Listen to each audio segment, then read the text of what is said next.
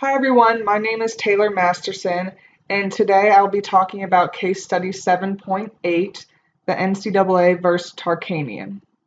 This case starts off by UNLV hiring Jerry Tarkanian to turn the men's basketball program completely around.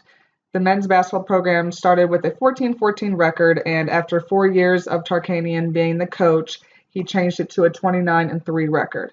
UNLV is a member of the NCAA. The NCAA's main focus is to make athletics a part of the educational program, and by doing so, they've established many rules and regulations to keep intercollegiate athletics separate from professional sports. When a university is asked to join the NCAA and they accept that, they are expected to abide every single rule that the NCAA has set in place.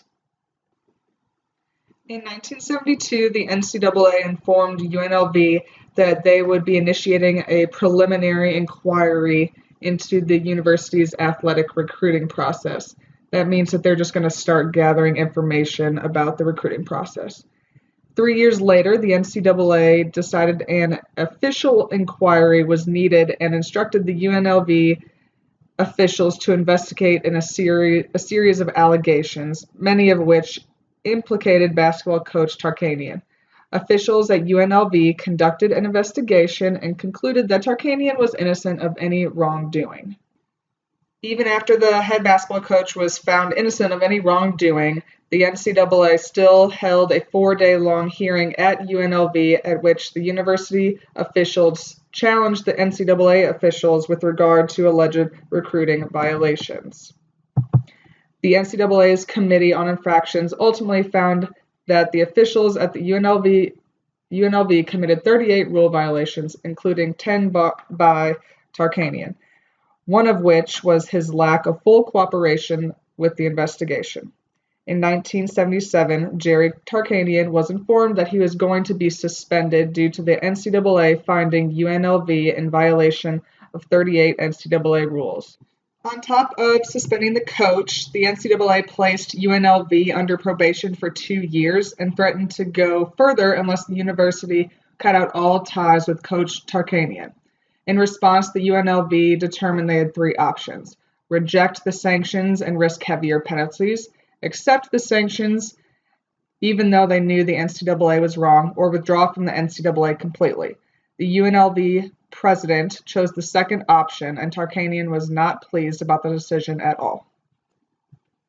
Tarkanian filed for an injunction in state court, alleging that the NCAA had deprived him of his 14th Amendment due process rights in violation of the 42nd United States Constitution Act of 1983. The 14th Amendment forbids any state to deprive any person of life, liberty, or property without due process of law. A trial court ruled that because the NCAA's conduct constituted state action for jurisdictional and constitutional purposes, the university was forbidden to take any other action on the coach.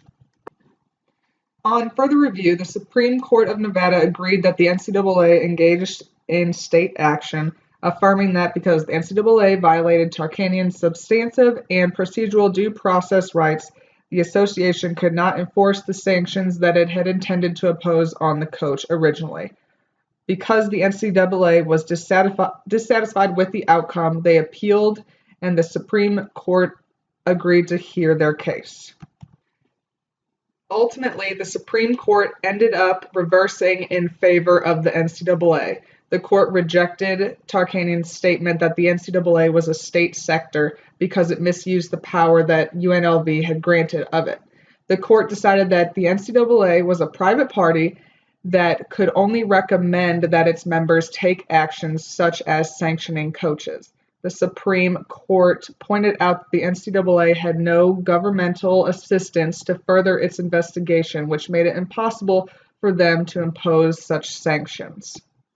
The court observed that the only real power that the NCAA had was to only threaten the University of Nevada, Las Vegas with sanctions, the greatest of which would be to expel them from the NCAA membership.